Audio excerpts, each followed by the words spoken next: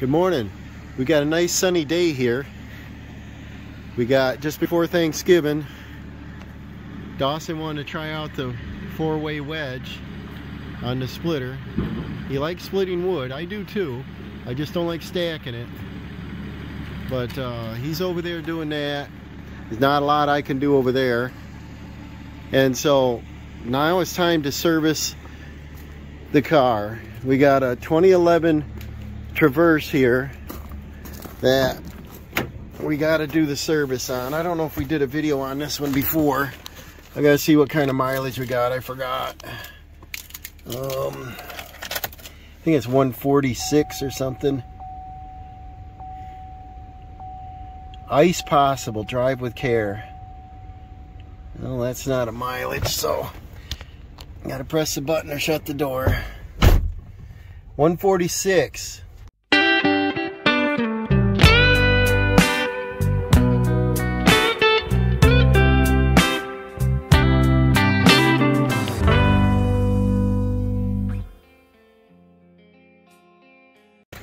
Well, I don't see the tag, but I believe we did this in June, about the same time we did the truck. I tried to do them the same, and we didn't go on vacation this year. We just been driving to Dawson's bowling matches and so on, so this doesn't have a lot of miles for that travel. But we've got the 3.6, the oil filter is buried down in there.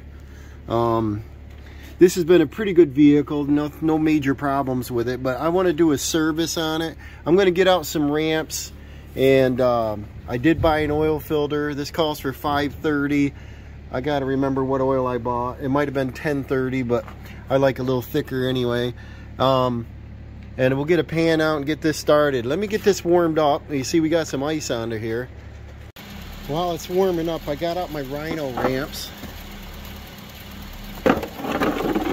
They were a little higher, but it's enough to fit.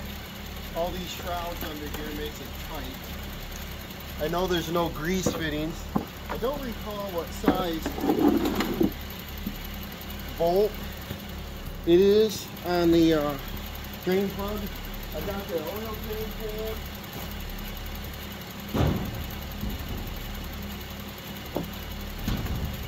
And I got the oil filter wrench. It's a smaller one. So let's dry the car up there.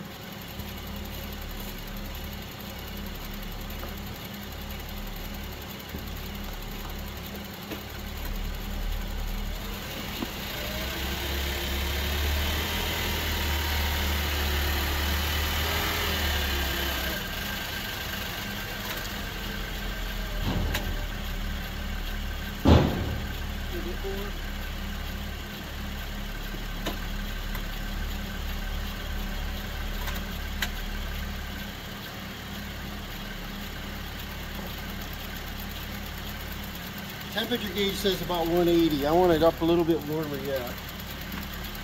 You gotta run. Make sure your ramps aren't tipping. Make sure she's solid. You don't get squished. And got a rag. Let me grab my oil.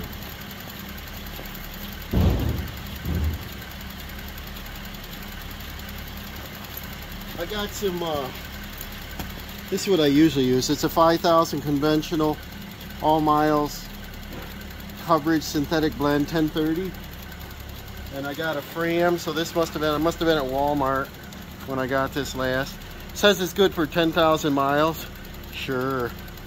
I try to go about every 3 to 5, and I usually don't go over 3. Well, I got a delivery coming. I'm expecting some parts today. UPS is here. Let me grab that.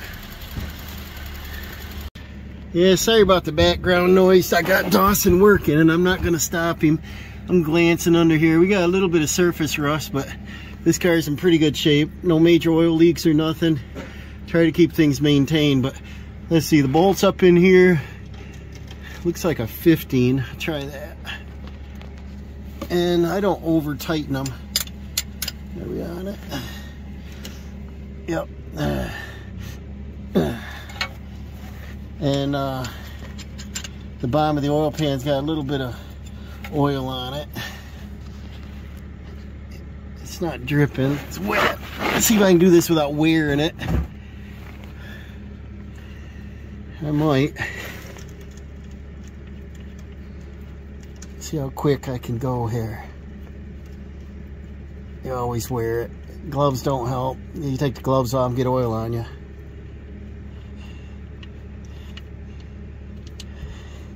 Ready, set. No, not yet. Long bolt.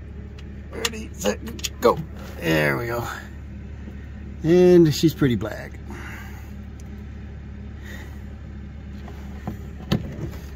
I'll let her bolt set here. And then the oil filter is up in there. And I think it's easier to reach from the top. But part of the radiator's in the way here, that parts that I can't get my hand past. I'll just let this drain out, adjust my pan here, and then, yeah, she's slowing down. So let's move on to the filter. See, down under the air conditioning here, behind the AC, behind the manifold. I think if I had a lift, I could probably contort to get my arm up in there. I think these engineers can put things in better locations. But let me get the wrench down in there, if it will reach. While the oil's draining, we can go ahead and loosen this filter. Oh, yeah, you can't see it, I can't see it. Oh, it's on, I think. Yeah. See if I can loosen it. It's not that tight. I'll get it turned out about a full turn just before it starts dripping. And it's about loose enough. Let me see if it's hand loose yet. Yep. I don't know if I can reach it from below. I know that it's hard to get it started back on because it's at like a 5-degree angle for the engine. It's hard to get that angle started, but when I get that off, I'll just double check, make sure the gasket stayed on the filter and the engine block is clean. Voila. Ooh, it's coming out. 4, 9, 8. While the oil's draining, I like to go ahead and mark the vehicle and the date the oil was changed, and because you always lose those little cards in the glove box. What is today? And just don't smudge that. This is coming out pretty fast, but I like to mark it where you can see it, and then there's no guessing, and you don't let it run over. And while it's draining, the oil's still dripping down there, check all your fluids, check for oil leaks, mice nest, any issues. Clean out your cowl leaves. This is a stupid design on these. All the junk gets trapped down under there. You got these hideaway wipers, and they hide away under the hood and hide everything with it. Take all the junk right down inside your fender well, and it traps ice, and then your wipers stick to the window. Do I sound like a complainer? It does, though. They get down in here and you get junk under your wipers. It's hard to clean it out. And some people say you don't want to put your wipers up in the air so they don't get trapped on the window, but I don't know. These were new wipers in the fall. So let's go on to the next step. We'll close up the brake fluid's full. I checked the air filter a little bit ago. The washer fluid, we probably could use some. I don't think I have any more. I think I'm going to mix up my own using rubbing alcohol and water. It's getting like $4 a gallon for a bucket of water now, it seems. So I think you can mix up your own. The antifreeze is topped. Let's head back under. I cleaned off the oil. Let's see if we can get a view of it. Yeah, the plug here. Just always check your gasket. It's the first thing to start leaking on them, you know. This is a good shape, and she's just a dripping. I'm not gonna wait all day here. Go ahead and put this back in, tighten up with a 15 mil. And I wanted to undercoat this with the fluid film that I had. I never got around to it. I hope I can do it in the spring. Let's get the wrench on that, get that tight, and then I want to do the oil filter. I don't know if I can do it from underneath here, but let's get this snugged up. Click. You hear that? Then I always like to wipe it off. Then you'll know if you got any new leak or not. Everything clean here. And then when the oil filter comes down, it's gonna make a mess. And so you can't even see it from under here. It's sort of a glimpse of it up through there. So I'll put the pan right here and do it from the top. And I think I'm about under it. Probably gonna be oiling up the driveway pretty good, but it'll drip all over the frame. Help it from rusting out, right?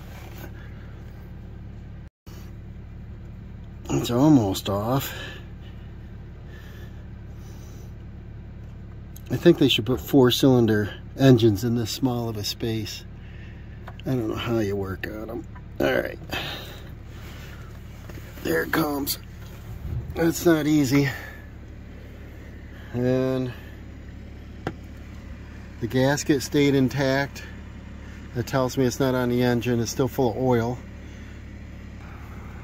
That's what, always want to make sure your filter is the same thing. Looks like I used a Napa filter last time. And the size looks the same.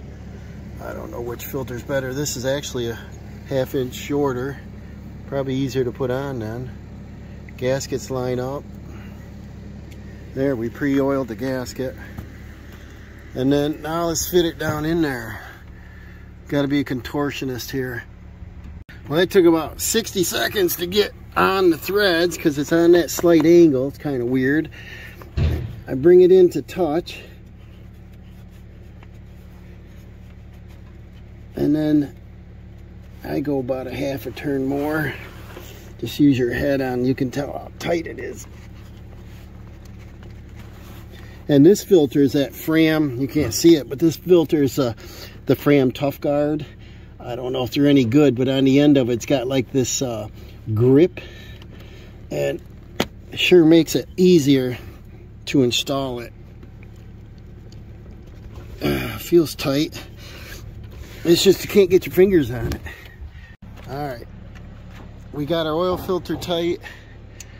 Now we gotta put some oil back in her. Inspect your cap too, make sure the gasket's good. There's no foam, no moisture problems. Clean off around it. You don't want, there's a little piece of grass or something. I don't know if this funnel will reach down in there. Oh, look at that, it won't. Let me get a smaller funnel. This will take forever. All right, I got a smaller funnel, so this will take forever probably. That fits. So, you know, I like to put Lucas in things, and I made the mistake of not putting it inside. I should keep this in the house. This is gonna pour like molasses. I want to put, I don't know if you put a whole cord in or not, but see how thick that is?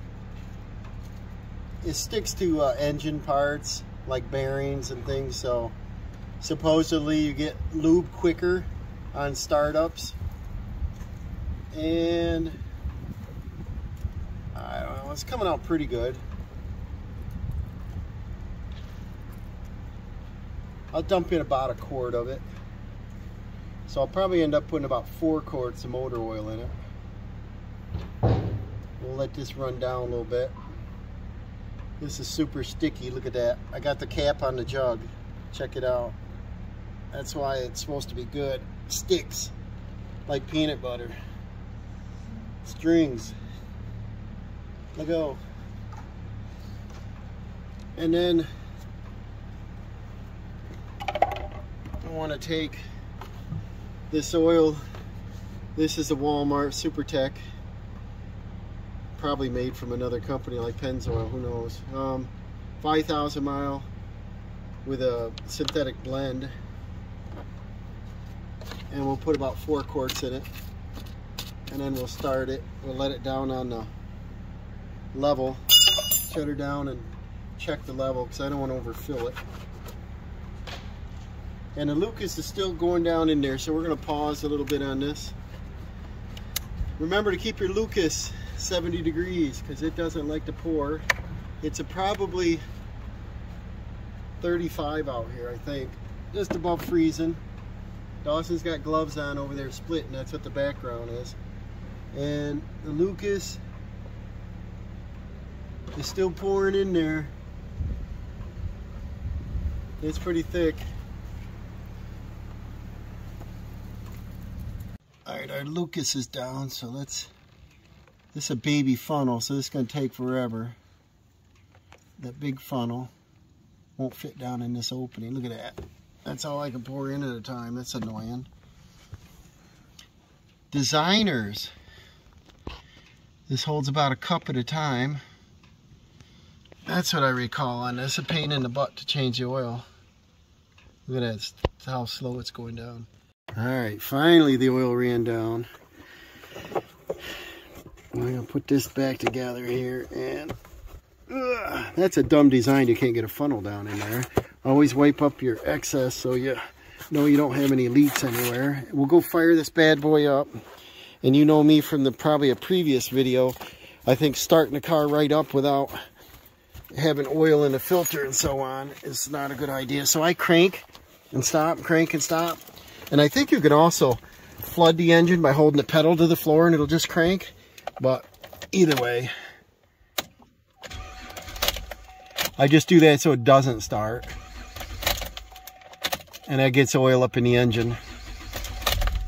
Almost started. This time we'll start her up. And there's your oil light. 3 seconds, it's out. While she's running, still on the ramps, let's go check for a leak. We do not want a leak. And we'll check it right away.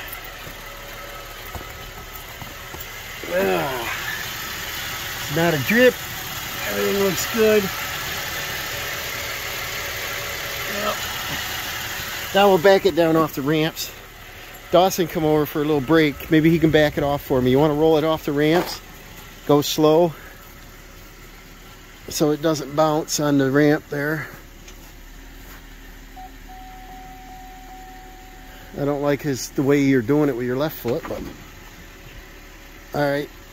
And then the oil light's off, right? And then go ahead and shut her down.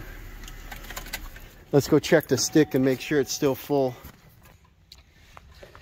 We'll go ahead and check the oil. Same thing with the cap. See on your, you want to check your O-ring gaskets. You want to make sure there's no moisture in it. And then the oil's nice and clean, so it's going to be hard to see it. We are on the level. We'll put her back in, check her out. And make sure it's down all the way so it's accurate. And we are right exactly in the center.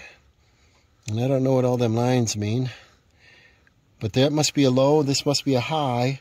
Let's give it a minute and see if the oil comes back up. It looks to me like it's down a half a quart. While I'm letting the engine drip down, so you set your oil filter there, let that drain out. But I gotta recycle my oil. So I use the same container. And I may not need a funnel for it. Let's see here. I'm kind of curious how much oil was in it.